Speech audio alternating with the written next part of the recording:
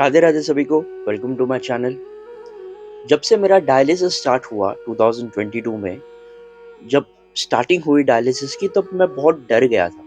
क्योंकि जब डायलिसिस की शुरुआत हुई तब मुझे ऐसा लगा कि अब मेरी लाइफ का क्या होगा, अब आगे मैं कैसे सरवाइव कर पाऊंगा, मेरी जो करियर थी, मेरे जो एम्बिशंस थे, उन सब का क्या होगा, मैं आगे कुछ कर पाऊंगा कि नहीं।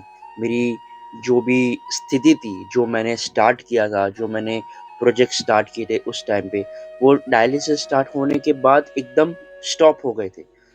और मुझे कोई वे भी नहीं मिल रहा था कि अब मैं इस चीज से बाहर कैसे आऊं। बहुत स्ट्रेस हो गया था, बहुत ही टेंशन हो गई थी। और मुझे ऐसा लग रहा था कि अब तो सब खत्म ही हो जाएगा। भगवान पे भरोसा तो था, लेकिन साथ में ये डाउट भी था कि अब क्या होगा आगे। भगवान ने मुझे ये सिचुएशन में क्यों डाला, और अगर डाल दिया है तो क्या भगवान मुझे इस सिचुएशन से बाहर निकालने में साथ देंगे। और यही सब आंसर्स मुझे मिल नहीं रहे थे, बहुत समय तक मिल नहीं रहे थे।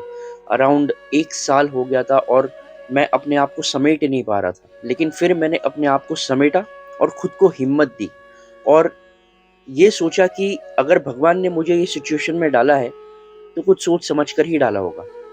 उसके बाद मैं स्पिरिचुअलिटी के मार्ग पर चला गया, और मेरा विश्वास जो था वो श्री कृष्ण और महादेव के ऊपर तो हमेशा से था। लेकिन इस सिचुएशन में आने के बाद, ये डायलिसिस वाली सिचुएशन में, हेल्थ इश्यूज वाले सिचुएशन में आने के बाद, मेरा उन पे विश्वास और बढ़ता गया। और इसी विश्वास में मुझे भगवत गीता की प्राप्ति हुई।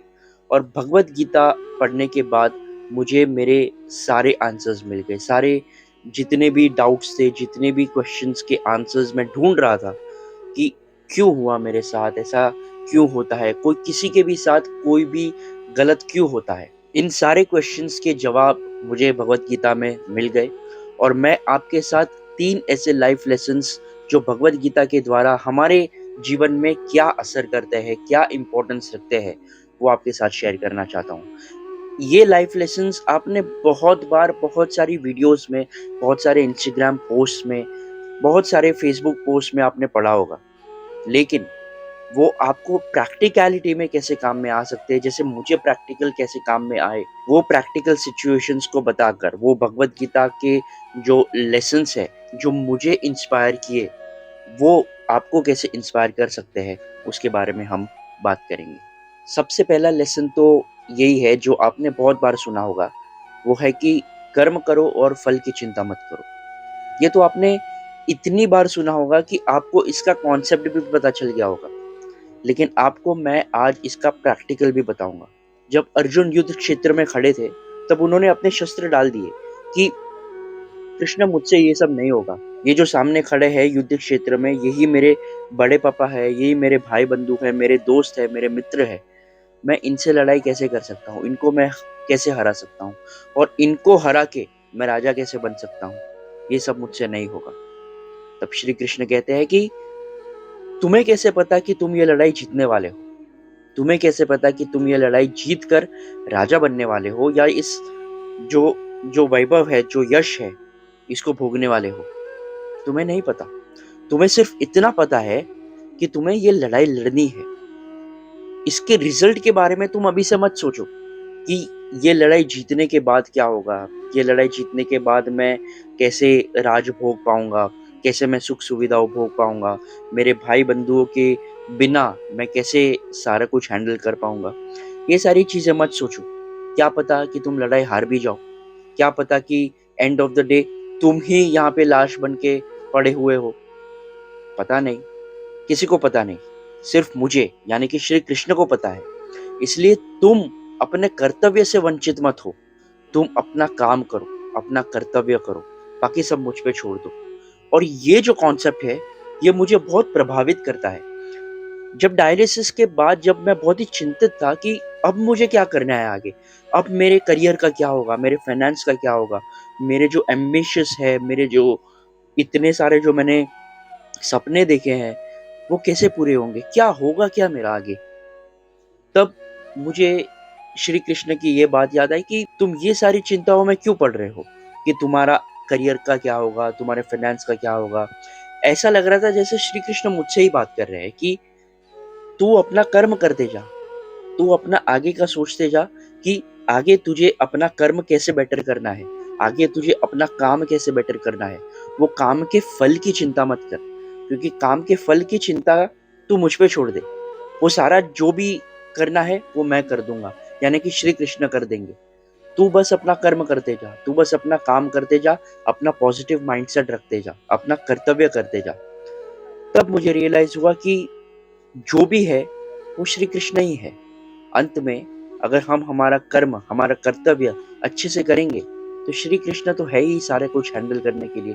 तो हमें किस बात की चिंता, हमें इतनी चिंता करने की क्या जरूरत है कि मेरा करियर का क्या होगा, मेरे फाइनेंस का क्या होगा, मेरे सपनों का क्या होगा। हम अगर हमारा नियत साफ रखेंगे, हमारे कर्म साफ रखेंगे, तो श्री कृष्ण तो हमेशा हमारे साथ ही है। अर्जुन के साथ श्री कृष्ण थे, इसलिए अर्जुन को भटकने नहीं दिया कुरुक्षेत्र वॉर में और अर्जुन को जीत दिलाई। वैसे ही ये जो पूरा संसार है जहाँ पे हम जी रहे हैं, ये एक कुरुक्षेत्र वॉर है, जहाँ पे हमें हर रोज कई लड़ाइयाँ लड़नी है। और इस लड़ाई में हमें अगर श्री कृष्ण का साथ मिलता है तो हम इस लड़ाई में कभी हार नहीं पाएंगे। इसलिए हमारा कर्म साफ रखिए, हमारा नियत साफ रखिए, यही मैंने सीखा। और जब डायलिसिस के बाद मैं जब इतना चिंता में था, तब मैंने यही भगवत गीता की बात याद रखी कि हमें अपना कर्म करते जाना है, बाकी सब श्री कृष्ण संभालेंगे। तो ये सबसे पहला लाइफ लेसन है कि अपने कर्म पे ध्यान दीजिए और फल की चिंता मत करिए कि जीतूंगा कि नहीं, होगा कि नहीं, हार गया तो क्या होगा, ये चीज नहीं हुई तो क्या होगा। करके देखोगे तो पता चलेगा कि वो चीज होगी कि नहीं, नहीं करोगे तब तक पता ही नहीं चलेगा। और भगवान स्वयं कहते हैं कि जब तक तुम एक स्टेप भी नहीं उठाओगे तब तक मैं तुम्हारा साथ कैसे दे सकता हूँ। तुम एक स्टेप बढ़ा के तो देखो, तुम्हारे लिए सारे इंतजाम मैं कर दूंगा, यही श्री कृष्ण कहते हैं। और यही सबसे पहला लेसन है। सेकेंड सबसे इम्पोर्टेंट बात है जो मुझे बहुत ही ज़्यादा फैसिनेटिंग लगती है, और वो है इमोशंस को कंट्रोल करना। श्री कृष्ण अर्जुन को कहते हैं कि तुम अगर इस मानसिकता से अगर आगे बढ़ोगे तो तुम ये युद्ध कभी जीत नहीं पाओगे। तुम जो ये हार मान रहे हो युद्ध स्टार्ट होने से पहले ही, तो तुम्हें अपने कर्तव्य के बारे में कैसे पता चलेगा। सबसे पहली बात तो ये है कि तुम्हें अपने इमोशंस को कंट्रोल करना है। तुम ये जो सैड बन रहे हो, ये जो दुखी हो रहे हो, अपने इमोशंस में, अपने मोह में जो बंध रहे हो, वो मोह से बाहर आओ और प्रैक्टिकलिटी को देखो, कि प्रैक्टिकल चीज देखो कि ये जो सामने खड़े हैं, इन्होंने कितने अधर्म किए हैं, इन्होंने कितने गलत काम किए हैं। इस गलत काम को सुधारने के लिए तुम्हें इनके खिलाफ लड़ना होगा, इनके खिलाफ खड़े रहना होगा। तभी तुम ये लड़ाई जीत पाओगे और इस दुनिया को एक मैसेज दे पाओगे। लेकिन अगर तुम इस इमोशंस के चक्कर में पड़ गए तो तुम इस युद्ध को कभी भी जीत नहीं पाओगे। इसलिए श्री कृष्ण कहते हैं कि हमारे जो इमोशंस है, हमारे जो मोह है, जो माया है, उससे बाहर आना इम्पोर्टेंट है। हमारे जो इमोशंस है उसको कंट्रोल करना इम्पोर्टेंट है। बहुत सारे सिचुएशंस में हम इमोशनल हो जाते हैं, हम इमोशनल होकर डिसीजंस नहीं ले पाते। जैसे कि जब मेरा डायलिसिस स्टार्ट हो गया था और जब मैं बहुत ही डिप्रेस था, बहुत ही सैड हो गया था, तब मुझे पता नहीं चल रहा था कि अब मैं इस सिचुएशन से बाहर कैसे आऊँ।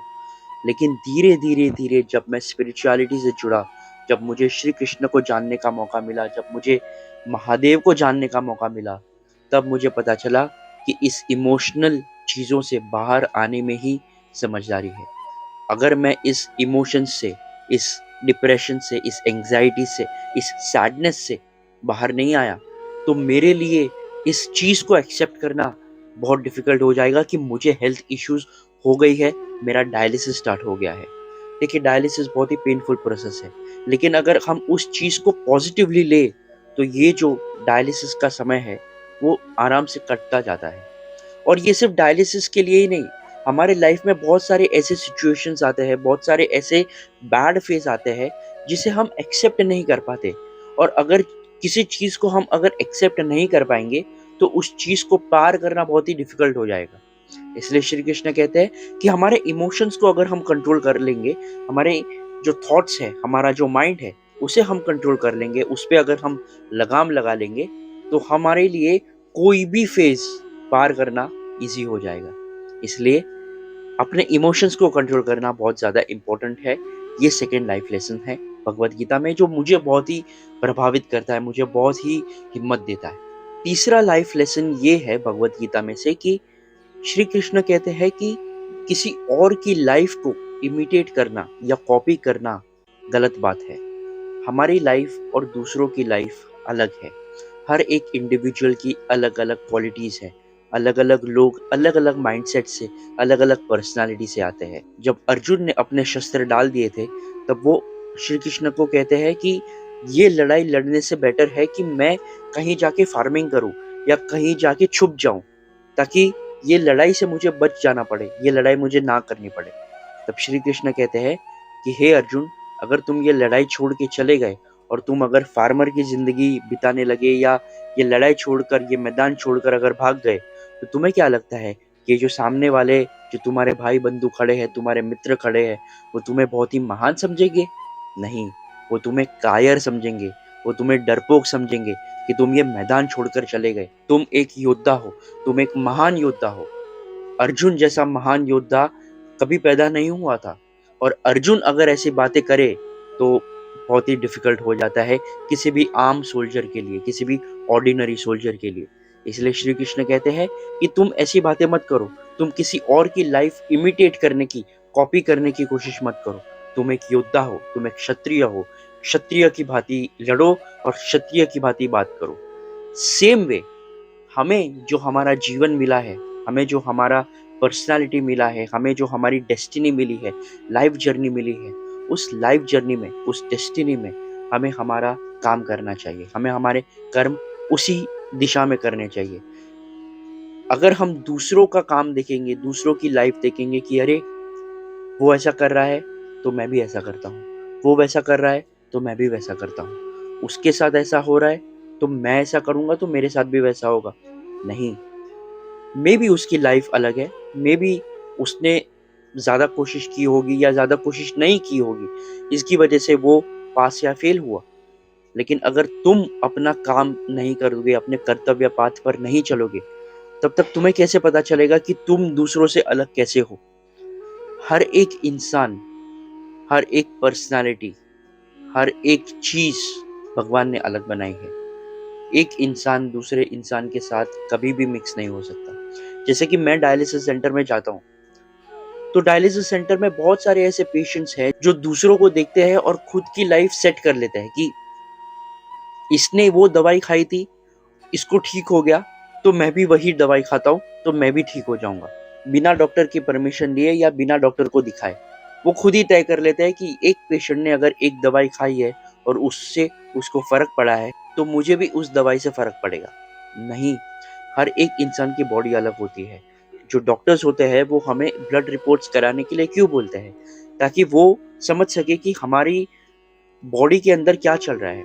ब्लड रिपोर्ट में क्या पता चलता है कि हमारे बॉडी के अंदर क्या सही है, क्या गलत है। उस हिसाब से हमें ट्रीटमेंट मिलती है, उस हिसाब से हमें मेडिसिन मिलते हैं। लेकिन अगर दूसरों के मेडिसिन के हिसाब से अगर हम हमारे मेडिसिन भी तय करने लगे, तो फिर डॉक्टर्स की तो क्या ही ज़रूरत है ना? ऐसा नहीं करना चाहिए। हमारे जो बॉडी कंडीशन है वो दूसरों की बॉडी कंडीशन से अलग है। हमें कभी भी हमारे खुद को दूसरों से कंपेयर नहीं करना चाहिए। श्री कृष्ण अर्जुन को भी यही कहते हैं कि हे अर्जुन, अपने आप को दूसरों से कंपेयर मत करो। अगर तुम दूसरों से कंपेयर करने लगे तो सामने वाले तुमको महान आदमी नहीं समझेंगे, तुमको कायर ही समझेंगे, तुमको डरपोक ही समझेंगे। इसलिए जो तुम्हारा क्षत्रिय का जो बिहेवियर है वो उत्पन्न करो, वो जागरूक करो और इस युद्ध को लड़ो। सेम वे, हमारा जो ये संसार है वो कुरुक्षेत्र वॉर है, जैसे कि मैंने कहा। और इस संसार में हर एक योद्धा, यानी कि हर एक इंसान अलग है, और हर एक इंसान अपनी अपनी लड़ाई लड़ रहा है। तो तुम्हें भी अपनी लड़ाई खुद लड़नी है, अपना रास्ता खुद बनाना है, दूसरों के रास्ते पे नहीं जाना है। दूसरे चाहे जितना भी कुछ भी करे, तुम्हें अपना सही सलामत अपने इमोशंस को कंट्रोल करके, अपने आप पे भरोसा करके अपना रास्ता खुद बनाना है। यही श्री कृष्ण कहते हैं। और यही लाइफ लेसन, जो थर्ड लाइफ लेसन है, कि don't try to imitate others, don't try to copy others, make your own way, make your own path, and Shri Krishna will always guide you in your right path. अगर हम धर्म के हिसाब से चलेंगे, अच्छी नीयत के हिसाब से चलेंगे, अच्छे कर्म के साथ चलेंगे, तो श्री कृष्णा हमारा साथ ज़रूर देंगे। तो श्री कृष्ण अगर हमारे साथ है, तो दूसरों को कॉपी करने की क्या ज़रूरत है? खुद की जो ऑथेंटिसिटी है, खुद का जो व्यक्तित्व है, खुद का जो पर्सनैलिटी है, वो जागरूक करना बहुत इम्पोर्टेंट है। क्योंकि दूसरों की परछाई में जीकर क्या फ़ायदा? खुद की असली व्यक्तित्व में जीना ही असली जीना है। तो ये 3 लाइफ लेसन्स हैं जो भगवद गीता से मुझे बहुत प्रभावित करते हैं। ऐसे तो बहुत सारे लाइफ लेसन्स हैं जो श्री कृष्ण अर्जुन को कहते हैं और श्री कृष्ण अर्जुन के माध्यम से, भगवद गीता के माध्यम से हमें कहते हैं। ऐसे अनगिनत लाइफ लेसन्स हैं भगवद गीता में। भले ही श्लोक 700 ही है, 700 श्लोक है, लेकिन उस 700 श्लोक में अनगिनत ऐसे लाइफ लेसन्स है जिससे आप अपनी पूरी लाइफ आराम से बिता सकते हैं, बिना किसी टेंशन के, बिना किसी स्ट्रेस के। भगवत गीता को पढ़ के आपको रियलाइज होगा कि ये संसार में कर्म और धर्म यही दोनों है, बाकी सब मोह माया है। श्री कृष्ण ही अटल सत्य है और श्री कृष्ण को अगर हमने मान लिया तो हमारा पूरा जीवन धन्य हो जाएगा। जैसे कि मैं स्पिरिचुअलिटी के पाथ पर चला गया, मेरे जो डायलिसिस की जो जर्नी थी, मेरी जो हेल्थ इश्यूज की जर्नी थी, वो आसान मेरे आराध्य श्री कृष्ण और महादेव की वजह से ही हुई है।